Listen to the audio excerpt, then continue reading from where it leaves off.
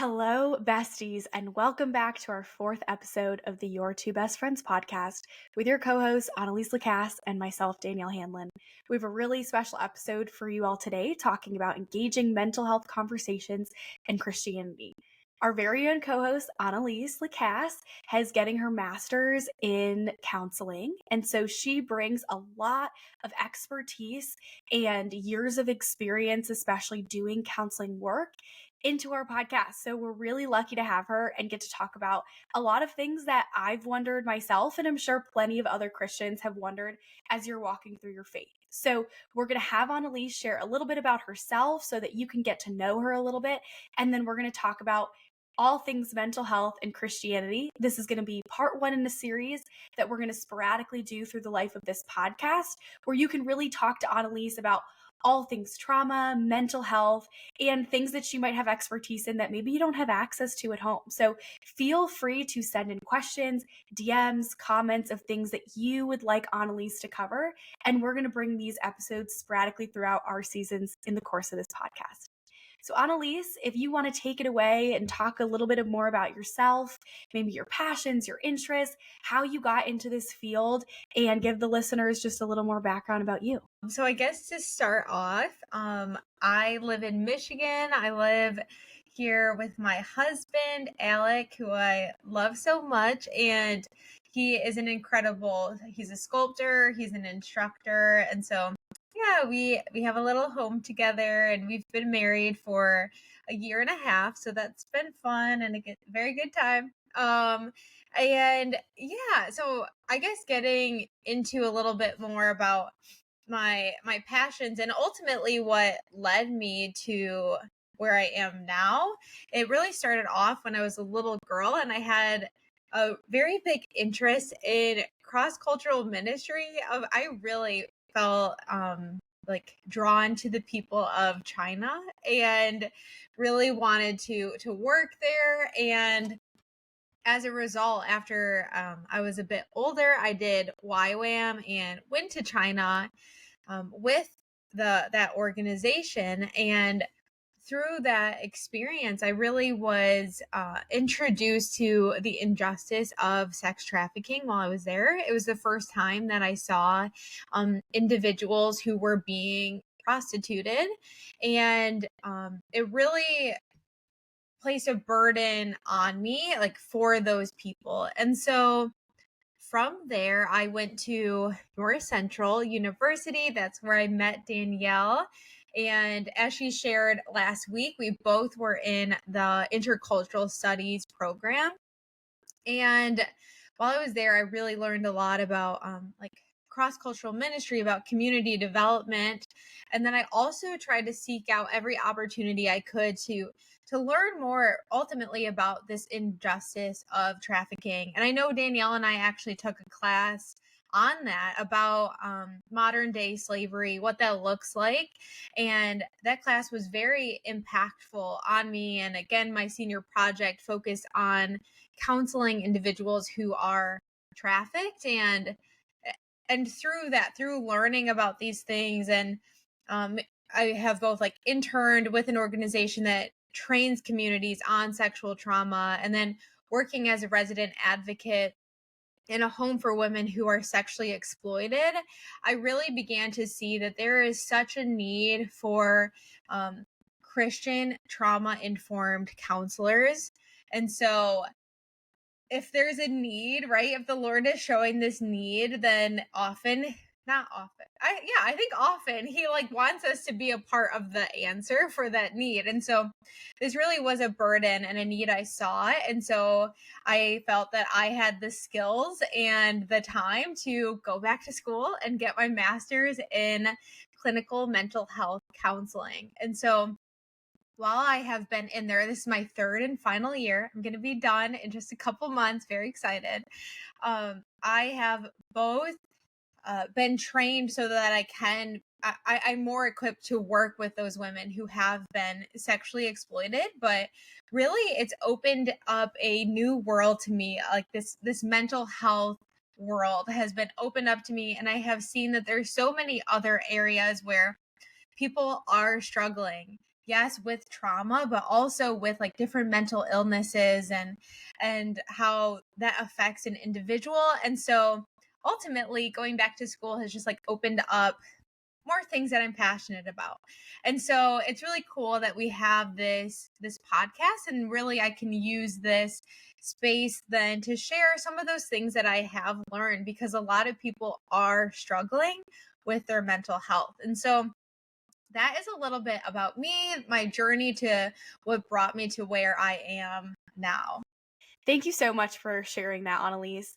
You guys can probably tell why Annalise and I are very close friends.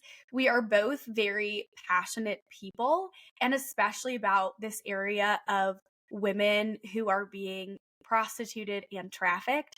We both have worked in that field, and it's actually one of the reasons that we decided last year to give up shopping for a year. We were both very convicted of the way that modern slavery is used to produce most of the garments that we wear.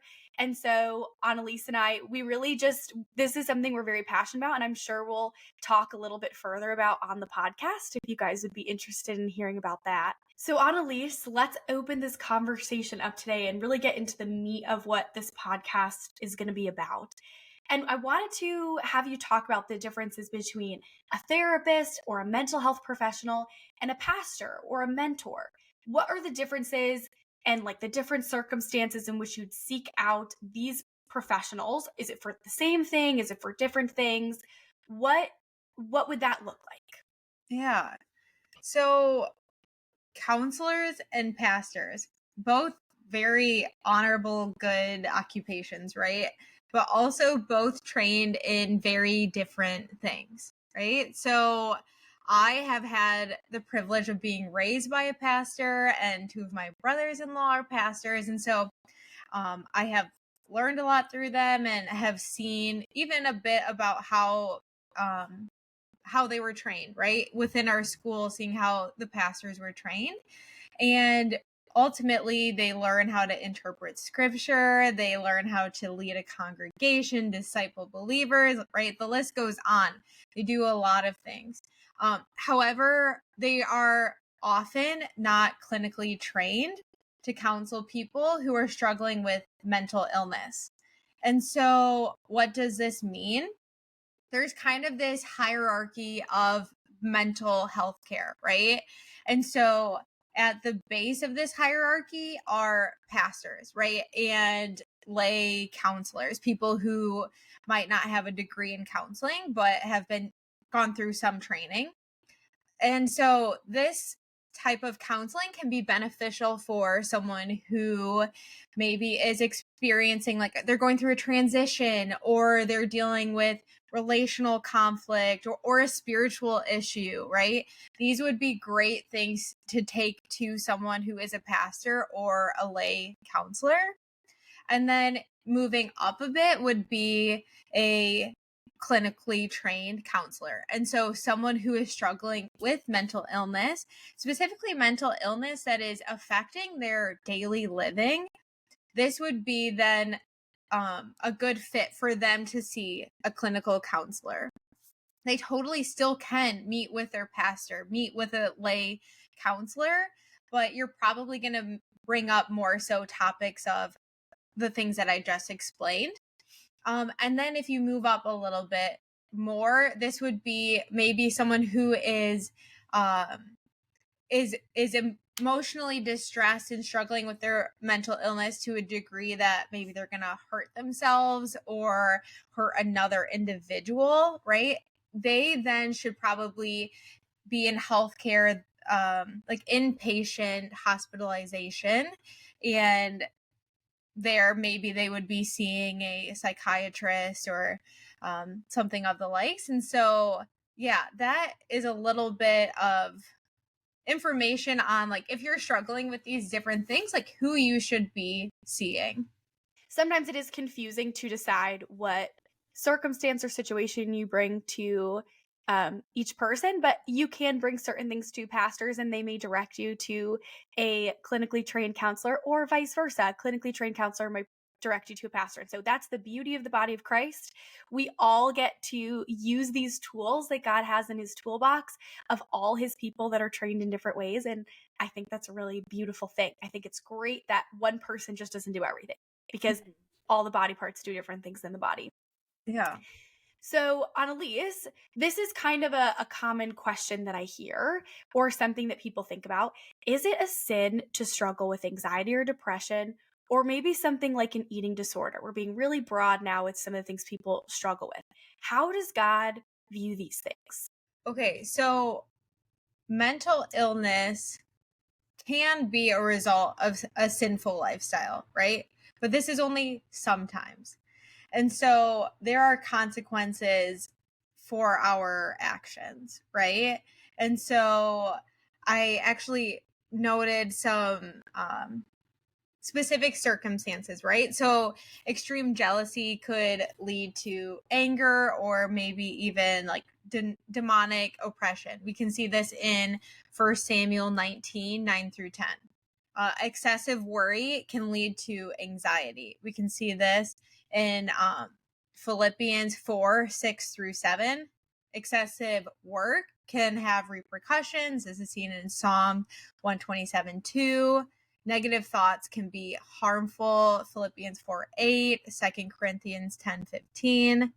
And then we're also told to guard against bitterness, Hebrew 12, 15, and unforgiveness, Matthew 18, 32 through 35. And so if someone is living a sinful lifestyle, it could result in them having poor self-esteem, right? And it could result in them having a low view of other people, and all of these things affect then our mental health. And so there can be consequences, but that is not the case for everyone. So mental illness is also a result of living in a fallen and broken world. And because of that, people are born with genetic defects, and people are born with different abnormalities and disease, and even individuals are abused and mistreated, which can also cause mental illness. And that is not due to their sin, but rather like the sin of the world and the fall of man. That's really good. Yeah, sometimes we think it's all one or the other, but it really is because of sin, but maybe not your own sin, Right. that you are struggling with mental illnesses. And that doesn't mean like God's mad at you, or that he like cursed you with some mental illness because you're being bad. Sometimes it's our actions have repercussions, and God is still really merciful in dealing with that. So, can you be spiritually mature and still struggle with mental health? How do you reconcile the two? You definitely can be spiritually mature and still struggle with mental illness. And so I think, right, going back to the previous question, that sometimes people struggle with mental illness and it has nothing to do with sin in their life. And so you can be spiritually mature and struggle with a physical illness, right? And so it's not different that you struggling with a mental illness takes away necessarily from like our spiritual health. So we can even see in the Bible examples like David, who it says that he was a man after God's own heart, right? And he still struggled a lot. Like so many of the Psalms are him lamenting and dealing with such sadness. And so he was feeling these deep emotions. And maybe he did have depression, right? There were definitely characters within the Bible who are struggling with mental illness or symptoms of mental illness. And yet they are still viewed as like spiritually mature and men after God's own heart. And I can include it in the notes, but there is a book called Grace for the Afflicted, and it goes through different biblical characters and different mental illness symptoms that they had, and just how we as believers can treat other people who are struggling with those, or even how we can treat ourselves if we are struggling with those different things. And then I will say this. So, yes, you can definitely be spiritually mature and struggle with mental illness. But I think that it's important that if you do fall under that category, that you are still working towards mental health, right? You want to be, we're holistic beings. And so the things that are happening in our mind affect the things that are happening in our soul, right? It affects the things that are happening to us physically and spiritually, all these things. And so if you're struggling with depression or with anxiety, it may make it difficult to fully trust the Lord, because there is maybe worry of the future. And so I would encourage you, yeah, reach out to a counselor or look up resources, because you do want to be mentally healthy, because that will help you spiritually as well. A lot of the practices also, I have found, when it comes to being mentally healthy, we can find traces of it in the Bible, right? And so the word talks about meditating like on what is good and what is true, right? And it talks about renewing of the mind. And so then in therapy, we talk about positive affirmations, right? And practicing gratitude, and that has an effect on our brains. And so it's connected in so many ways, right? And so, yeah, I would encourage you. I think it will make you even more spiritually mature and grow your relationship with the Lord if you do work to become more healthy mentally. Does admitting that you may have a mental illness give credence to it? Do you identify if you, with your mental illness issues or mental health issues, if you have them or if you've gotten a diagnosis? How do you relate to those? So I definitely think it's okay to admit that you have a mental illness, right? I think that there is power in knowledge. And so if you have not maybe um, been diagnosed with a mental illness or have not realized this, then it might be hard for you to move beyond it. It might be difficult for you to lessen those symptoms. And so admitting that you have it, naming what it is, I think can help you in the process of educating yourself on it and educating yourself on how to become more healthy mentally. But there is, when I say that though, I'm not saying to necessarily identify with that mental illness, right? And so even to say like I have depressive symptoms is so different than saying I'm depressed, right? And so when we place it as our identity, we begin to, it's almost like a self-fulfilling prophecy, right? Like I am depressed. If I speak that over myself, I often begin to feel that uh, to an even greater extent than maybe I would previously. And so even in counseling, if someone will say, like, I'm anxious, we'll say, like, okay, so you are feeling anxiety, right? And even just putting that term of I'm feeling anxious versus I am anxious, it helps us to separate from us. And then it becomes something that we can deal with.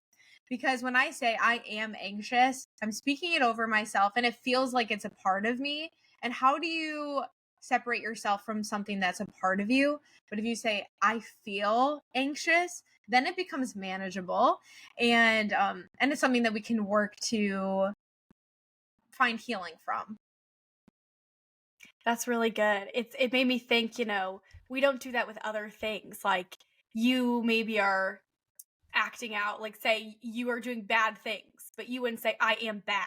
I am Right. doing some, and I guess that's a really silly example, but it makes a lot of sense that we don't want to identify with those things, even Yeah. with a physical ailment or like a disease or something.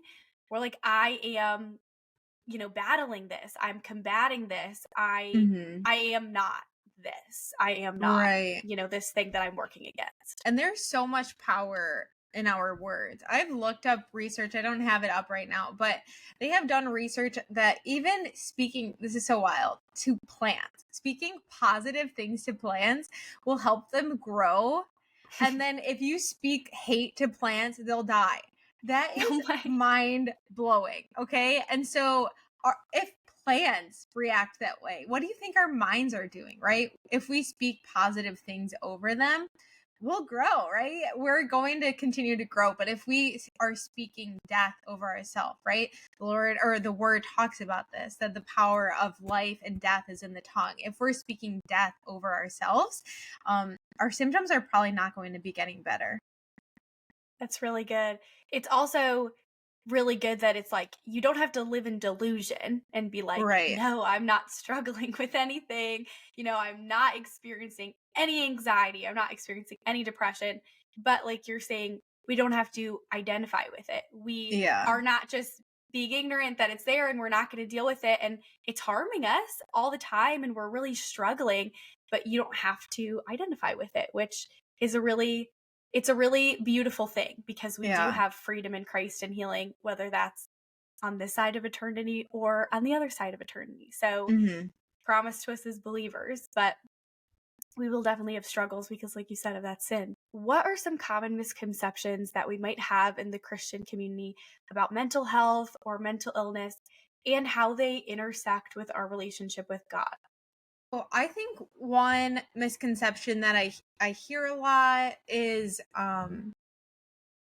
or a question that I hear a lot is like why if I'm praying for my mental illness to be healed, am I not instantly healed, right? Mm, And so within the Bible, a miracle is when God heals instantly, right? It's an instantaneous work of God. And then healing, on the other hand, it implies a process. And mm, so we see this in physical healing as well. Um, if someone receives a miracle, they might immediately, their knee that was broken or like leg that was broken is back in place, right? But healing, it might take time. It might take going to the doctors for that leg to be healed. But still, it is healed. And so mental health can be similar. Some people pray and they receive a miracle of, I was struggling with this mental illness and now it's completely gone. I no longer struggle with this. Um, but often it it can take the process of healing for someone to no longer struggle with mental health or mental illness symptoms. And so the process might include a counselor, right?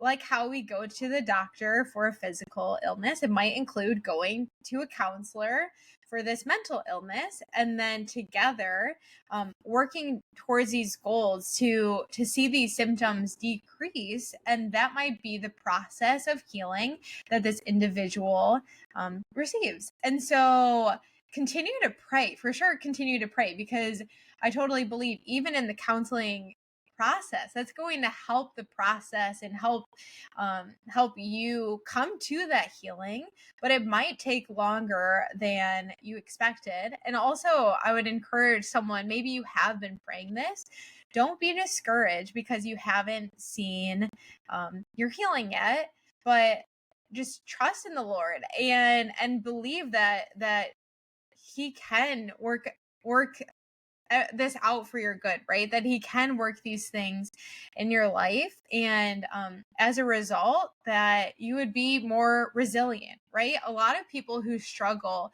hardship at the end, like as they overcome this hardship, they become more resilient. And so that's I guess, my prayer and my belief for those maybe that are listening to this and who are struggling with mental illness, totally believing for healing. And then at the other end of this, that they would be more resilient. That's really good. It reminded me of something that my pastor was preaching on actually a couple weeks ago in talking about how much our generation and even just the human condition, we like really focus on ourselves. Mm, And that also can produce a lot of mental illness symptoms, mm, anxiety and depression when we just focus inward so much. And I think the statistics are between 90 and 95% of the time we spend thinking about ourselves. wow. That is a crazy amount of time spent focusing on me. And we're not out doing things. We're on our phones a lot more and social media. And all this has just led to us just thinking about ourselves all the Mm, time, so much more. And people who do that tend to struggle more with mental illness than mhm. who don't. Not saying that you'd be totally absolved of that, but it reminded me of the verse of, taking captive thoughts that are not of the Lord and bringing them under submission to Jesus. I know I've heard you talk about that so many times, like taking thoughts captive, Yeah. and you can submit those things to Jesus and speak the truth over your life, those daily affirmations you were talking about. And not that it's going to always cure that mental illness, but it can be a step in your healing of being like, I don't identify with this. And I'm submitting this to Christ.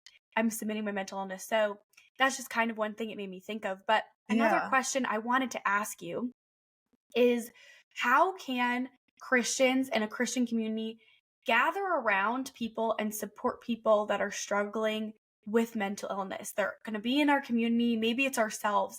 How do we support people and, you know, be Christ-like and loving to people that are struggling with that in the church and outside the church?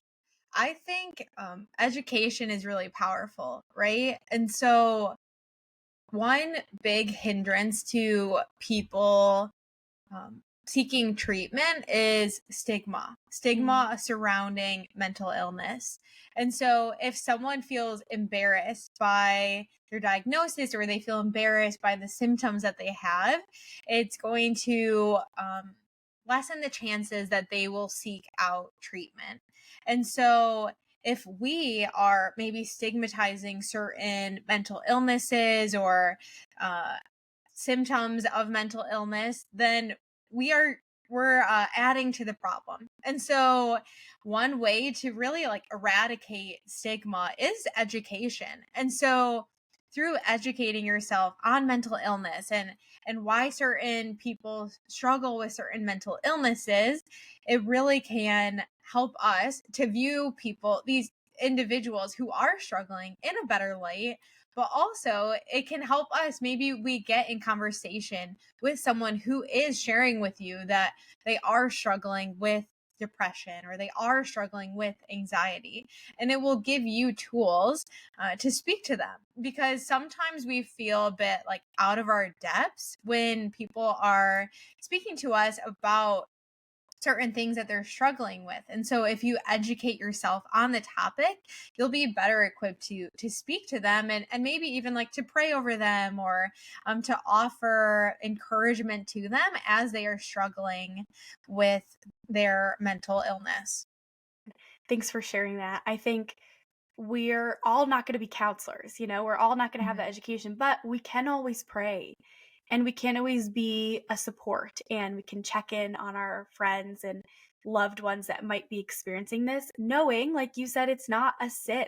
It's not Right. God punishing anyone. It's not a lack of maturity that people struggle with this for. It is because we live in a broken and fallen world, and our minds are not immune to that at all. Mhm. And we are in a generation bombarded with technology, which doesn't help. And, Yeah. a lot of people working remotely. So we're not getting human interaction and focusing. We're in like a perfect storm. So it's no wonder mental illness is rising. We just talked about 2 episodes ago consumption and materialism leading to a rise of anxiety and depression. Mhm. We're really in a generation that's a perfect storm. And so you are never not going to encounter someone if you're in some type of community that doesn't struggle with this. So you Right. listening to this episode is a first step in that. But yeah, like Annalise said, we would encourage you to get educated. You're not going to be someone's counselor.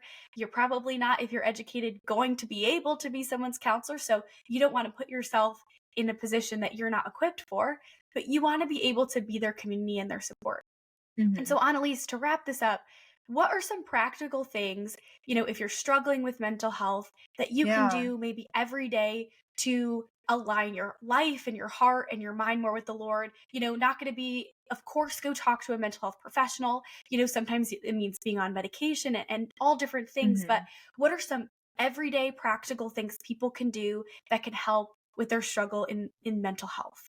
So, some easy practices, and I kind of referenced them previously, but practicing gratitude and affirmation can really be helpful for one's outlook on life. And so, gratitude, it looks like thanking the Lord for the things that He has provided for you.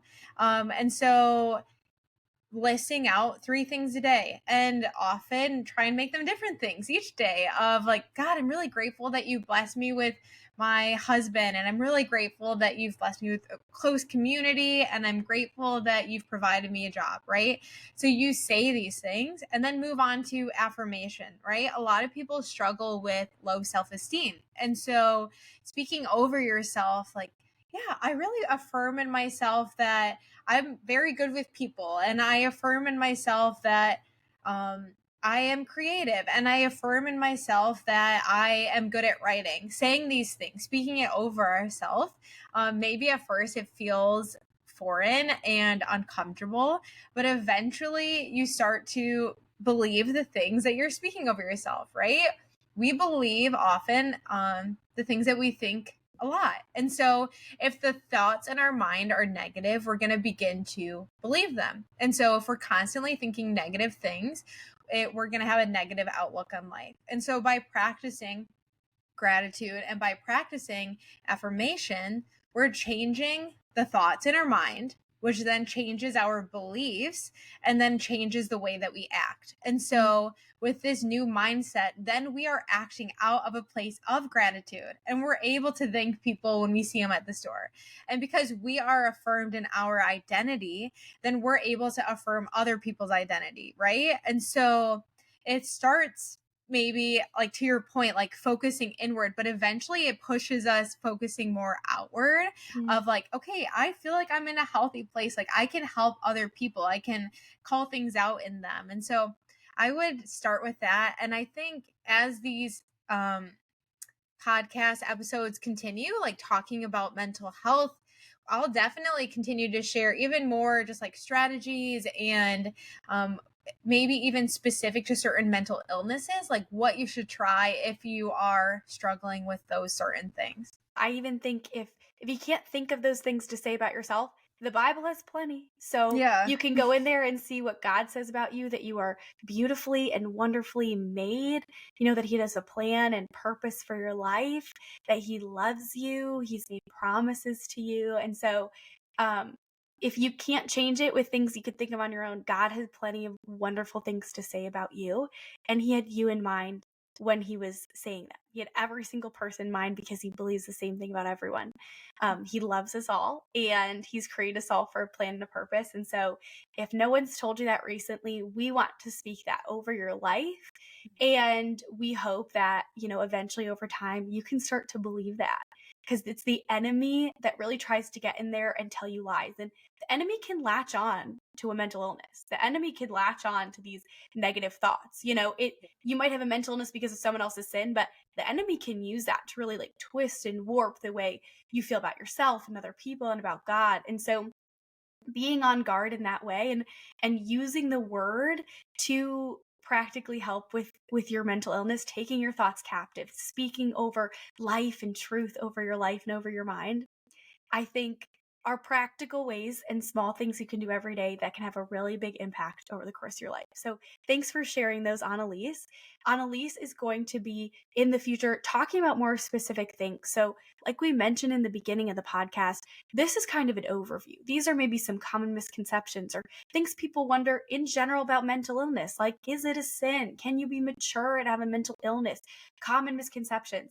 These are some things we wanted to cover to really get our feet wet talking about this topic, but we want to hear from you. Are there questions that you don't have, a counselor to ask? Are there things you want Annalise to cover that you're feeling insecure about, or you really don't know a way to start tackling? And so it's one of the beauties of we get to have each other on this podcast. We get to use Annalise's gifts and strengths and education and wisdom that the Lord has equipped her with, and we get to share that with you guys. And so we hope that you've enjoyed this episode and that you've really been able to take some encouragement out of it, whether it's for your own struggle or how to engage as a Christian in maybe the struggles of others and be there with them. So we're really thankful that you tuned in to our 4th episode of the Your Two Best Friends podcast, and we got to know Annalise a little bit better in this process as well. So we are excited to see you next Monday at 8 a.m., and we hope you have a wonderful week. Bye, besties.